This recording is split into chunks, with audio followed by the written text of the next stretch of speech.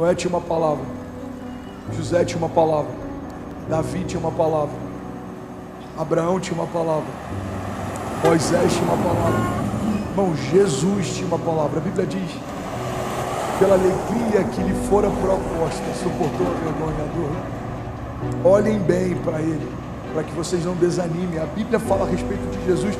Por que Jesus suportou tanta vergonha, humilhação e dor? Porque havia uma alegria proposta.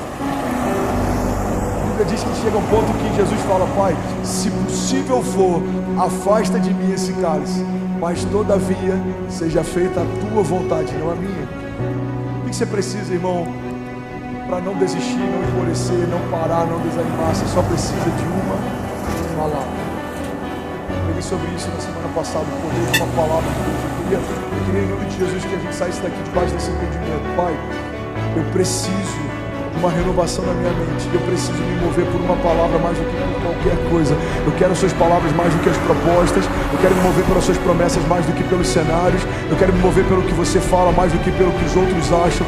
Jesus, eu não me importo mais com o que os outros acham. Eu prefiro umas palavras tuas do que um bom plano. Jesus, eu não preciso mais de afirmação ou de aprovação. A aprovação dos outros não me move, a rejeição dos outros não me para. Se o Senhor disser que vai acontecer, eu creio, já aconteceu. Se o Senhor disser que vai abrir, eu creio, já se abriu. Se o Senhor disser que vai prover, eu creio, já proveu. Porque basta uma palavra sua e o sobrenatural se torna o meu novo natural. Quando a sua boca fala algo sobrenatural acontece.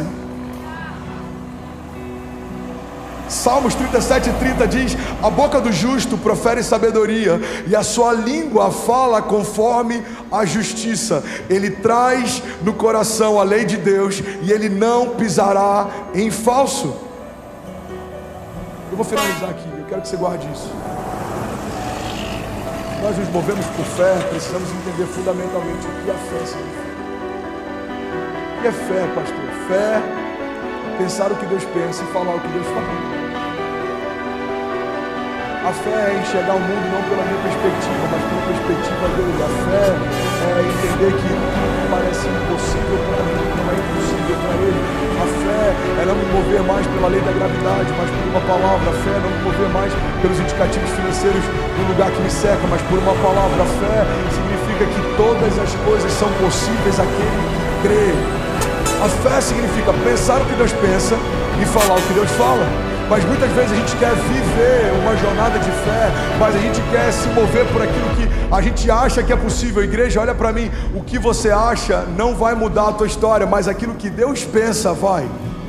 A palavra de Deus diz: eu bem sei os pensamentos que eu tenho a respeito de vocês, diz o Senhor, pensamentos de paz e não de mal, para te dar o fim que você deseja. Irmão, muitas vezes eu tenho que calar as opiniões que o André tem sobre o que o André está vivendo, para lembrar o André das palavras que Deus liberou sobre ele, porque a minha mente o tempo inteiro tenta me sabotar, dizendo: cara, não vai acontecer, é grande demais, é pesado demais, é caro demais, é desafiador demais, tem gente de menos, tem voluntário de menos, tem pastores de menos, tem suporte de menos, a cidade é muito grande, o desafio é muito grande, os inimigos são muitos, você é pequeno, você está cansado, a sua família precisa de você, mas eu preciso parar de ouvir as opiniões que a minha carne tem e ouvir os pensamentos que o meu Deus já liberou. Eu sou contigo, eu vou cumprir, eu vou fazer, eu vou suprir, eu vou sustentar, eu vou abrir, eu vou calar os seus inimigos, eu vou confundir os que tentarem te confundir, eu vou parar os que tentarem te parar. Eu sou o seu Deus, eu sou o seu Pai, eu sou bom em todo tempo, a minha fidelidade te basta, a minha bondade te guarda.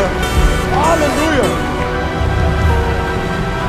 A gente tem que escolher, irmão. Jornada de fé é uma escolha. Ou a gente se move por aquilo que a gente acha, ou a gente se move por aquilo que Deus fala. Vamos ser sinceros, se perguntassem para os discípulos sobre Lázaro, Lázaro jamais teria ressuscitado. A Bíblia diz que Jesus escolhe voltar pelo mesmo caminho que ele tinha ido, e ele quase foi apedrejado por esse caminho. Então os discípulos chegam para Jesus e tentam convencê-lo de não ir. Eles falam: Senhor, já faz 4 dias, Lázaro está morto, não tem mais o que fazer, a gente vai ser apedrejado, deixa essa ideia de lado. Os mesmos que questionam quando parece loucura, comentam depois que acontece. Cara, você não tem noção. Jesus falou para Lázaro: vem para fora, e ele foi para fora. Irmão, você não está entendendo, já estava fedendo túmulo, já tinha gente chorando lá de fora, as carpideiras estavam envolvendo a gente, a multidão estava revoltada, a irmã de Lázaro estava revoltada com Jesus, ele se atrasou, estava todo mundo questionando por que ele não veio antes, e ele disse: vem para fora, e Lázaro foi para fora. Irmão, guarda isso, a multidão que questiona os seus milagres vai contar os seus testemunhos. O ambiente que viu os seus desafios vai contar seus testemunhos.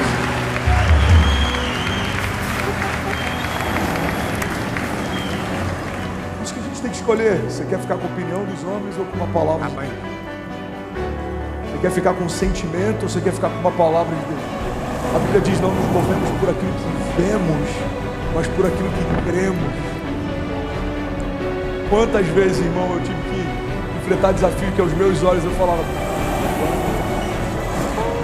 preciso fechar os meus olhos. Você já deve ter percebido. Já está possível que eu estou orando com os olhos fechados. Subo aqui e eu já falo: levanta suas mãos, feche seus olhos, porque eu estou louco para fechar os meus também. Eu aprendi no meu secreto que quando os meus olhos naturais se fecham, é como se os meus olhos espirituais se abrissem. Eu esqueço que eu estou no auditório, irmão. Isso aqui não é mais Alphaville, não é mais São Paulo. Agora é um lugar fechado com Deus. E Ele tem liberdade de falar e de fluir, de fazer.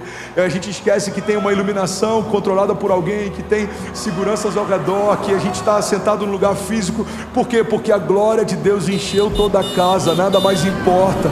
O som do céu invadiu o ambiente, nada mais importa. O cheiro de Deus está invadindo todo o ambiente, nada mais importa. Os nossos inimigos permanecem sendo inimigos, os nossos gigantes permanecem sendo grandes, mas o nosso Deus permanece sendo Deus. Não há outro Deus, nunca se ouviu e nunca se viu outro Deus além do nosso, que trabalha para aqueles que nele confiam. Deus é Deus, irmão. Deus é Deus. Mas não dá para discernir um Deus sobrenatural através de olhos naturais. A Bíblia diz que o homem natural discerne as coisas naturais, mas o homem espiritual discerne as coisas espirituais. Declare com autoridade, diga: fé, pensar o que Deus pensa e falar o que Deus fala. Você pensar o que Deus pensa. Casamento é Deus, pensa o que Deus pensa sobre o casamento. Seus filhos estão revoltados, é uma fase difícil, pensa no que Deus fala a respeito de filhos. Os meus filhos serão como flechas liberadas sobre as nações, não serão motivo de vergonha. Eles cresceram no caminho do Senhor e não vão se desviar dele. Jesus, eu abençoo os meus filhos para que eles possam ir aonde eu não fui, possam viver o que eu não vivi. Os meus filhos serão maiores que eu, serão mais sábios do que eu, carregarão mais unção do que eu carrego, viverão mais milagres do que eu já vivi. Irmão, você precisa olhar para o teu negócio e pensar o que Deus pensa. Pai, o Senhor é o Deus da provisão. A tua palavra diz que o Senhor é o dono do ouro e da prata. Eu preciso de tão pouco para romper, mas eu não vim aqui te pedir como favor. Eu vim aqui, Pai, acessar a minha herança. Eu sou o teu filho e eu tenho, Pai, liberdade para acessar tudo que eu preciso. A tua palavra diz que o Senhor nunca viu um justo mendigar o pão ou sua descendência passar fome. Jesus, eu acesso hoje a riqueza do tipo de Deus. Eu acesso hoje, Pai, a prosperidade bíblica. Eu recebo hoje uma colheita superabundante.